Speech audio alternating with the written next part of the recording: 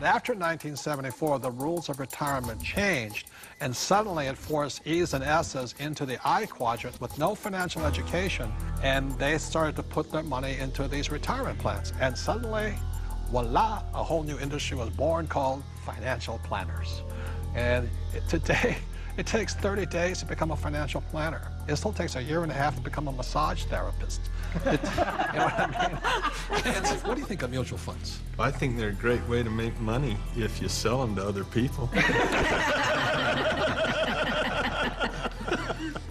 Well, I think it's one of the worst places a person could put money. They really do. They make other people rich.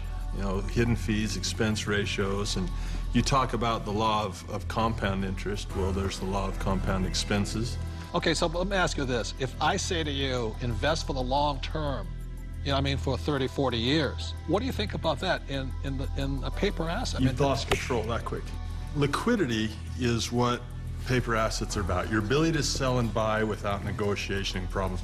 And so the moment you say, I'm going to buy this, I'm going to hold Enron, I'm going to hold WorldCom, and I'm going to hold, you know, GM, and I'm going to hold United Airlines. And, well, you can just go on and on. How about Pan Am?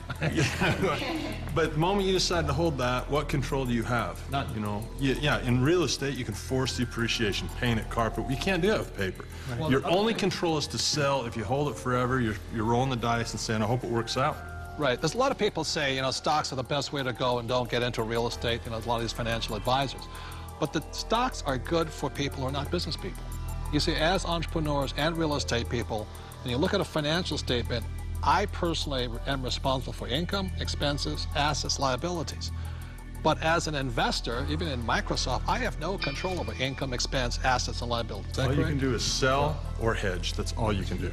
Well, that's right. And what makes it worse is that you take those paper assets that you don't have control over because you're investing long term, and then you put them into our 401k, so you have even less control, because once they're in that 401k, you can't take them out. You really can't do anything with them. You're penalized for early withdrawal. You're penalized for pulling them out. And then, on top of that, you don't even get the one tax benefit you get with paper assets is capital gains. And you put it into a 401k, you've lost that benefit. On top of that, when you pull it out, there's 3 types of taxes: earned income, portfolio income, and capital gains or passive income. And savings and mutual funds, what are they taxed at? Well, when you pull them out, when it's going through a 401k, they're all taxed at that highest ordinary income rate. It's the worst thing you could possibly do if you plan to be rich. But if you plan to be poor, it's a pretty good plan. Robert, I've seen you take heat in the press by this, where you say they're risky. And I'll tell you where I think the risk is. When you sit down and they say, we're going to diversify you. You know, that way if one company goes down, you got all these other companies to buoy you up. And that's fine for a non-systematic type thing, but a system-wide problem, it does not protect us if the system breaks down. Because it's not diversification. Yeah, it's more fragile now than I think it ever has before. And I think these people saying, well, I'm well diversified. They're not well diversified. You diversify across asset classes, not just in bunches of stocks, in my opinion, anyway. So the problem here with diversification, it doesn't protect you from a crash. Right. And it's not diversification anyway, and Buffett does not, Warren Buffett, the world's greatest investor, reportedly, says diversification is something like it's protection from ignorance. Right. But it's ignorance from both the person selling you the plan as well as you who invests in the plan. But this is the biggest thing that really bugs me. When Kenny and I buy real estate, we always buy insurance, don't we? Yeah. And then when we drive a car, we have insurance. Right? Is there insurance for mutual funds? Well, not for the average person. No. I mean, is there insurance on your 401k that what you put in will be there when you retire? And which is more likely to burn down in the next 5 years, your home or your 401k? And I'll say it again, we all drive cars with insurance, hopefully. We have houses with insurance. When we buy real estate, we have insurance. Our companies have insurance. But the 401k, all these retirement plans, there's no insurance on them. So if it crashes, they lose everything, and the mutual fund companies walk away with the money. And that's a higher level of education, because most people don't know how to hedge that. Nope. They don't know how. I mean, it's possible, but if you interview the average person, yeah, that's what we teach. That's what our advanced courses teach us, how to play the that average game. person, I liked what your comment said. If you poll the average person, you say, tell me the difference. This is a very basic question.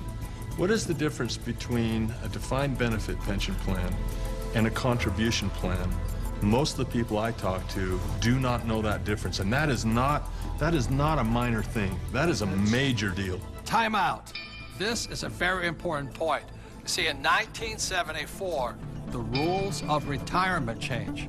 Prior to 1974, most people, like my parents, had a defined benefit pension plan.